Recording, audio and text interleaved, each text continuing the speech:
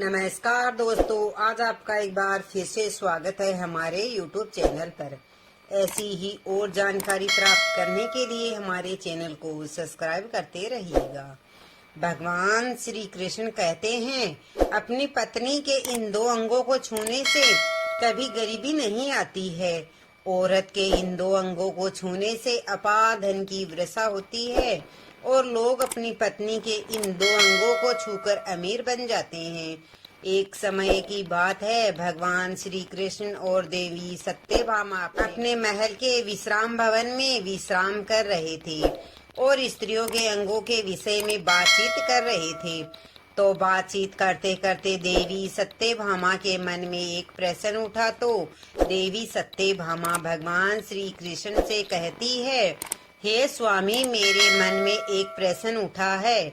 तो भगवान श्री कृष्ण कहते हैं, हे देवी सत्यभामा, आपके मन में वह कौन सा प्रश्न उठा है, आप निसंकोच होकर पूछिए, मैं आपके उस प्रश्न का उत्तर अवश्य दूंगा। तो देवी सत्यभामा कहती है, हे प्रभु, स्त्री के कौन से अंग को छूने से मनुष्य के घर में अपार धन की प्राप्ति होती है और माँ लक्ष्मी सदैव वहाँ पर निवास करती है। तो भगवान श्री कृष्ण कहते हैं, हे देवी सत्यभामा, आपने समस्त मनुष्य जाति के लिए बहुत कल्याणकारी प्रश्न पूछे हो।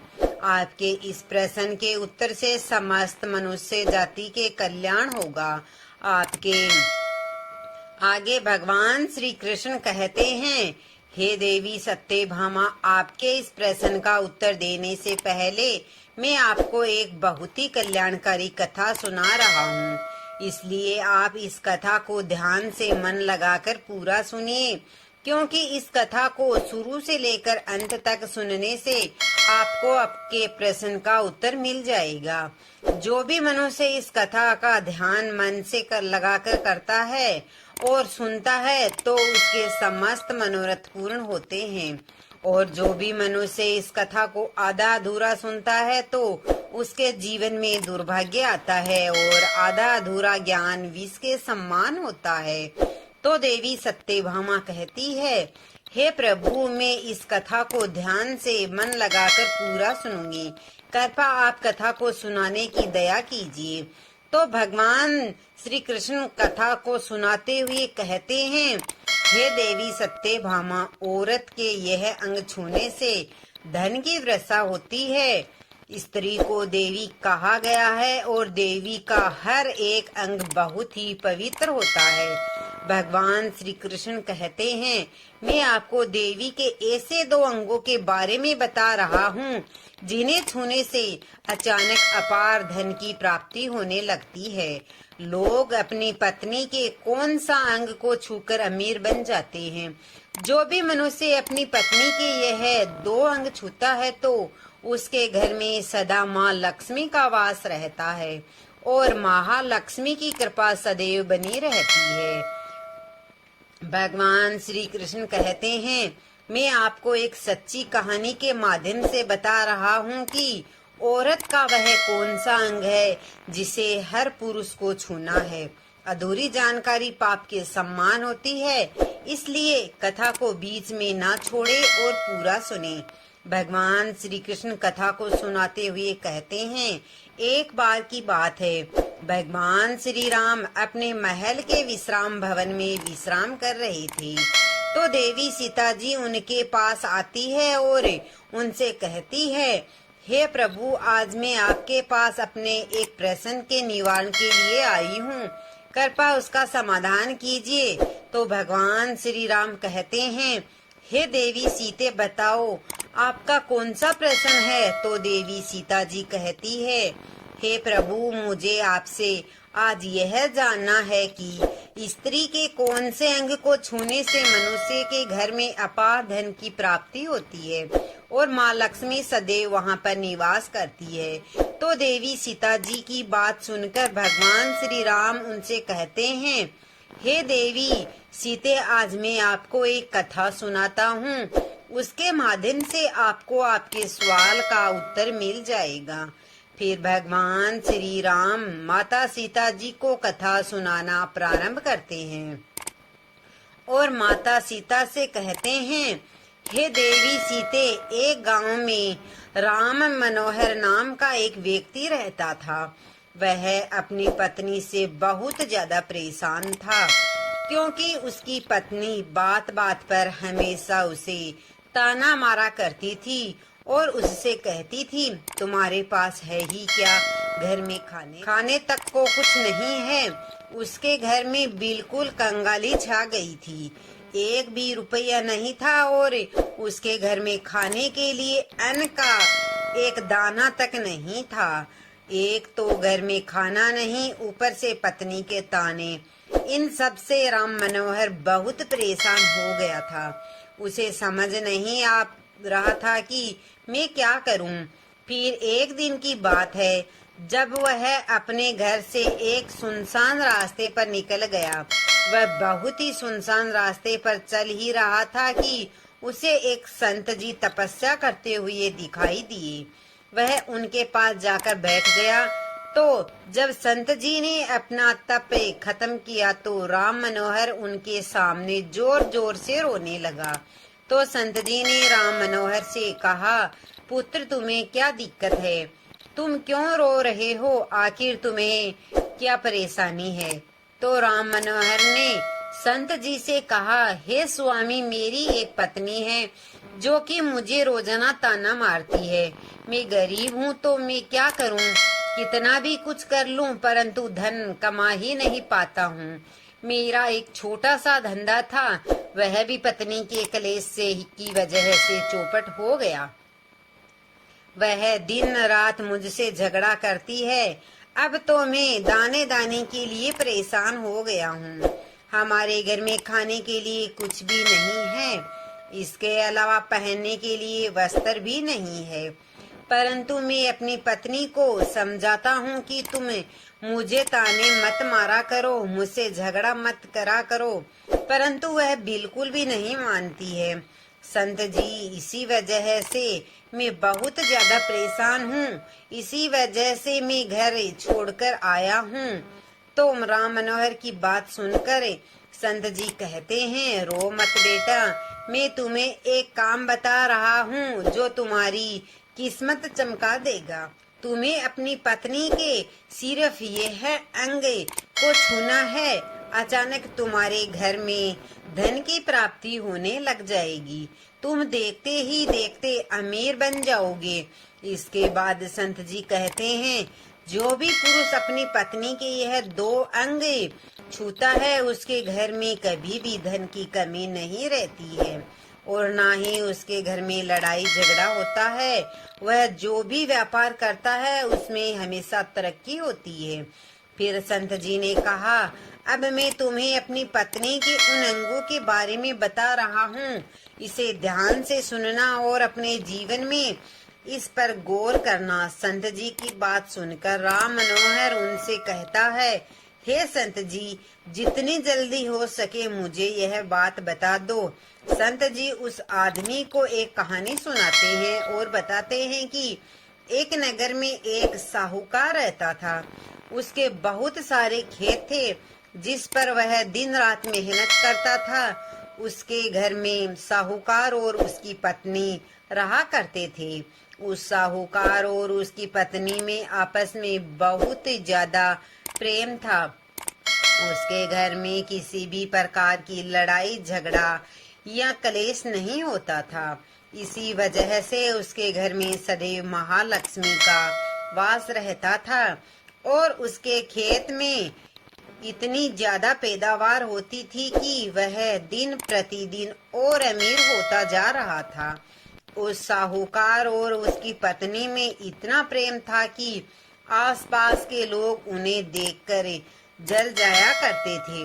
धीरे धीरे उसके पूरे गांव के लोग जान गए कि साहूकार और उसकी पत्नी में बहुत ज्यादा प्रेम है। धीरे धीरे यह बात उस नगर के राजा तक पहुंच गई।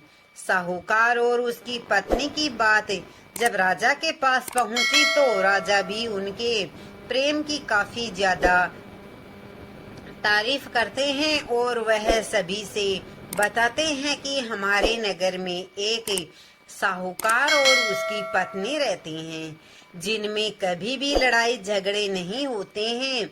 उन दोनों में आपस में इतना प्रेम है कि मैंने ऐसा अपनी जिंदगी में कभी भी नहीं देखा है।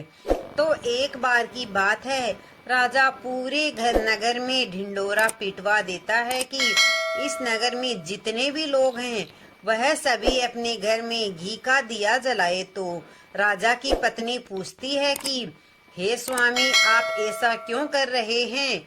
सबके घर में घी का दिया क्यों जलवा रहे हो? तो राजा अपनी पत्नी की बात सुनकर कहते हैं, दीपक प्रेम की निशानी होता है। जिसके घर में घी का दीपक जलता है उसके घर में सदैव प्रेम बना रहता है। और मैं चाहता हूँ कि जो प्रेम साहूकार और उसकी पत्नी के घर में है वह हमारे पूरे नगर में रहे पति पत्नी के बीच हो। इसलिए मैं हर घर में दीपक जलाना चाहता हूँ।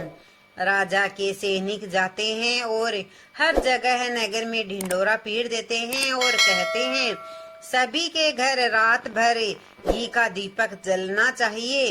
राजा की बात मानकर सभी नगरवासी अपने घर में दीपक जला देते हैं। और परंतु जैसे ही आधी रात होती है सभी के घर के दीपक बुझ जाते हैं, परंतु साहूकार के घर का दीपक वैसे ही जलता रहता है। दीपक हमेशा साहूकार की पत्नी जलाती थी, परंतु उसकी बात नहीं मानती थी। वह हमेशा अपनी मनमानी करती थी। उसका जो भी मन करता था वही काम करती थी, परंतु साहूकार को इस बात से कोई भी दिक्कत नहीं होती थी, क्योंकि साहूकार बहुत समझदार था। साहूकार सोचता था, यदि मैं अपनी पत्नी को रोक टोक करूंगा तो वह घर में बेवजह की लड़ाई झगड़ा होंगी। कई चीजें सोचकर साहूकार इस वजह से अनदेखा करता था कि मेरे घर में प्रेम बना रहे। राजा अपने महल को छोड़कर पूरे नगर का नजारा देख रहे थे, तो उन्होंने देखा कि सारे नगर में किसी के घर में दीपक नहीं जल रहा है, परंतु साहूकार के घर में दीपक जल रहा है। तो राजा अपनी रानी से बोलता है कि देखो, साहूकार और उसकी पत्नी के घर में दीपक जगमगा रहा है, परंतु पूरे नगर में कहीं भी दीपक नहीं जल रहा है। इसी से पता लगता है कि साहूकार और उसकी पत्नी में कितना प्रेम है। तो राजा की पत्नी राजा से बोलती है कि जो साहूकार और उसकी पत्नी में प्रेम है वह साहूकार की पत्नी की वजह से है, और इसी वजह से उसके घर में इतना ज्यादा प्रेम है। जब राजा रानी की बात सुनता है तो कहता है, नहीं, तुम्हारा सोचना गलत है। जो प्रेम साहूकार के घर में है वह उसकी पत्नी की वजह से नहीं है, बल्कि वह साहूकार की वजह से है। तो फिर रानी कहती है कि साहूकार की पत्नी बहुत ज्यादा समझदार है, आपका सोचना गलत है। और यही वजह है कि उनके घर में कभी भी लड़ाई झगड़ा नहीं होता है। तो फिर राजा कहता है कि साहूकार समझदार है, और रानी कहती है कि साहूकार की पत्नी समझदार है। इसी तरह कुछ देर चलता रहा। इसी बात को लेकर राजा और रानी के बीच काफी झगड़ा हो गया। उसके बाद रानी ने राजा की दाढ़ी उखाड़ ली और राजा ने रानी को उठाकर पटक दिया। इसके बाद राजा कहता है, हम लोगों को झगड़ा करने की जरूरत नहीं है, क्यों ना हम साहूकार और उसकी पत्नी की परीक्षा ले। सारा दूध का दूध और पानी का पानी हो जाएगा। लड़ाई करने के बाद इस बात पर राजा और रानी दोनों सहमत हो गए और दोनों की परीक्षा लेने के लिए तैयार हो जाते हैं। तो राजा अपने महल में जाता है और एक पुरुष सैनिक को बुलाता है और पुरुष सैनिक से बोलता है कि तुम साहूकार के पास जाओ और जो प्रश्न में तुम्हें बोल रहा हूँ वह तुम साहूकार को बोल देना। तो वह पुरुष सैनिक बोलता है, ठीक है महाराज। वह सैनिक राजा की बात सुनकर साहूकार के पास जाता है। तो उस समय साहूकार की पत्नी खेतों में गई थी। परंतु किसान की कुछ तबीयत ठीक नहीं थी, इस वजह से वह खेतों पर नहीं गया था। इस समय वह सैनिक साहूकार के घर पहुंच जाता है और साहूकार से कहता है, मैं राज दरबार से आया हूँ, राजा साहब ने मुझे भेजा है। तो सैनिक की बात सुनकर साहूकार कहता है, बताइए मैं आपकी क्या सेवा कर सकता हूँ? आप बैठ जाइए, मैं आपके लिए पानी लेकर आता हूँ। तो वह सैनिक बोलता है कि नहीं, तुम कुछ भी मत लाओ, मैं राजा का सैनिक हूँ, बस आपके पास राजा का समाचार लेकर आया हूँ।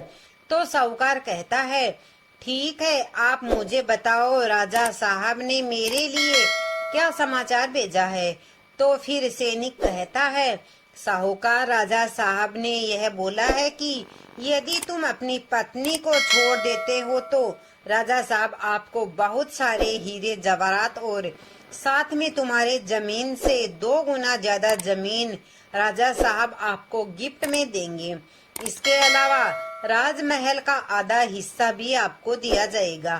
फिर जो साहूकार ने जवाब दिया वह सुनने लायक है। साहूकार ने कहा, राजा जी, अपना पूरा राजमहल मुझे क्यों ना दे दे, परंतु मैं अपनी पत्नी को नहीं छोड़ूंगा। जाओ और अपने राजा से बोल दो कि साहूकार ने ऐसा बोला है। तो फिर सैनिक जाता है और राजा को सारी बातें बताता है। तो उस समय रानी वहां पर सैनिक की बात सुन रही थी और सुनने के बाद रानी ने कहा, आपने साहूकार की तो परीक्षा ले लिए हैं, परंतु साहूकार की पत्नी की परीक्षा नहीं लिए हैं। तो किस तरह से हम कैसे पता कर सकते हैं कि कौन समझदार है? इसके बाद रानी ने कहा कि अब मैं भी साहूकार की पत्नी की परीक्षा लेना चाहती हूँ।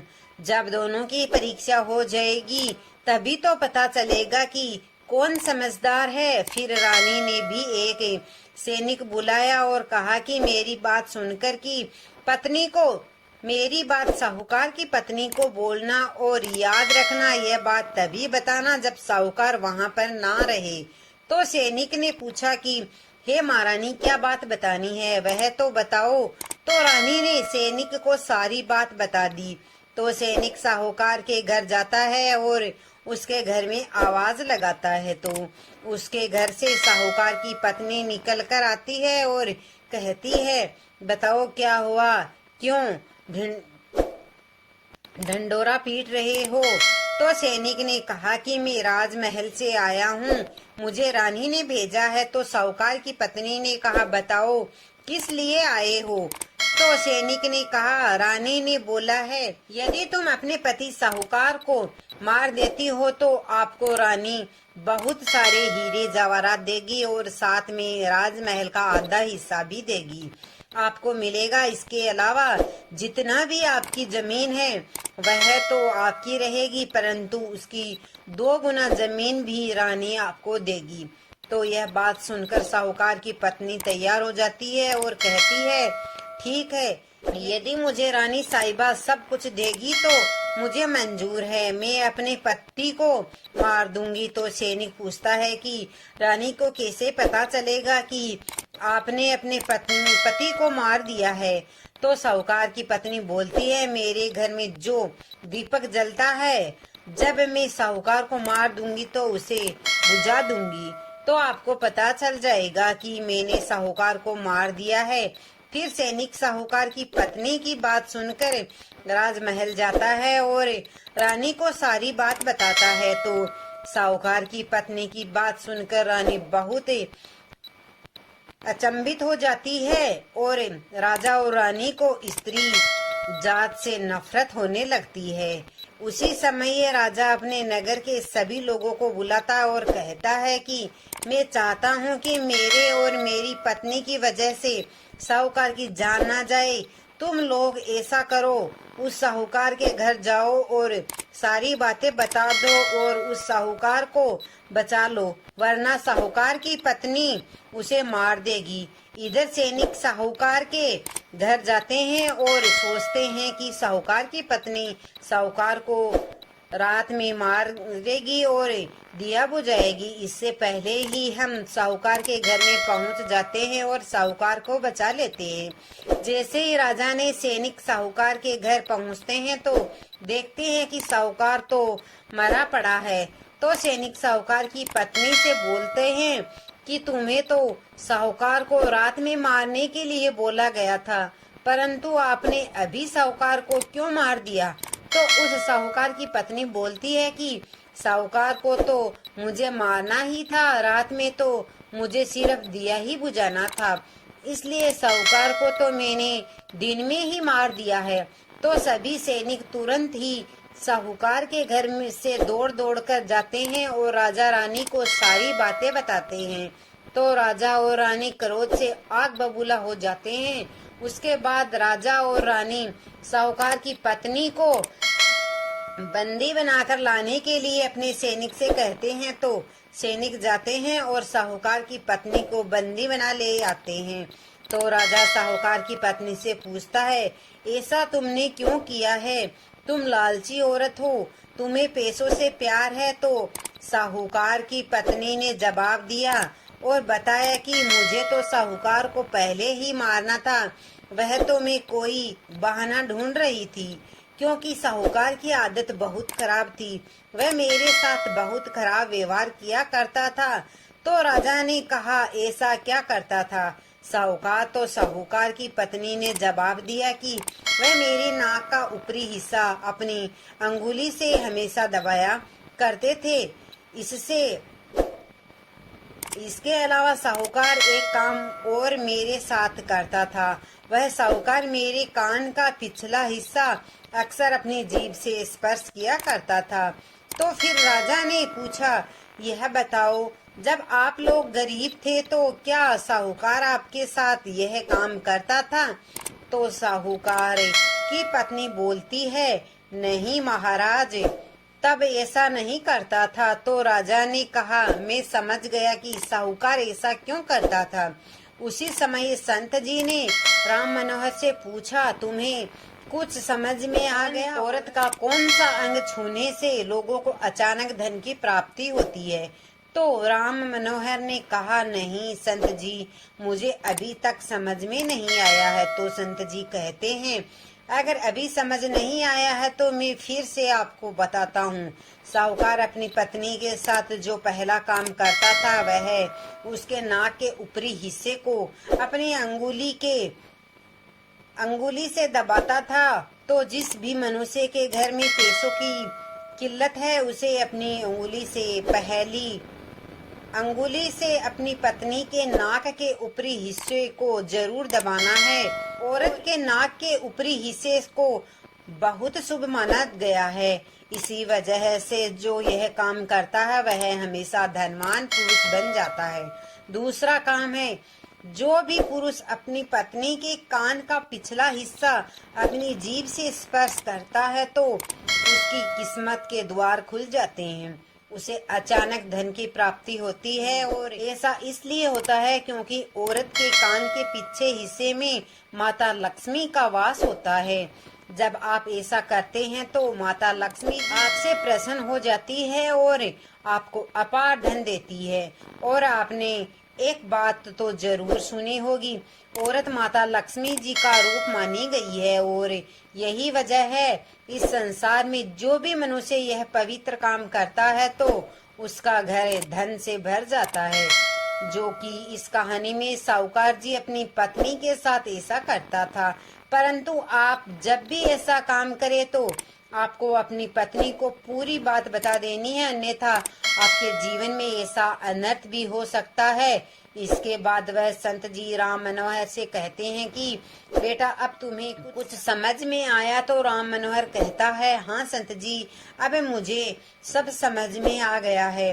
फिर भगवान श्री राम माता सीता जी से कहते हैं, हे देवी सीते, क्या आपको आपके सवाल का जवाब मिल गया है? तो माता सीता जी कहती है, हाँ प्रभु, आपका बहुत बहुत धन्यवाद। आज आपने मानव जाति के कल्याण हेतु बहुत ही अच्छा संदेश दिया है।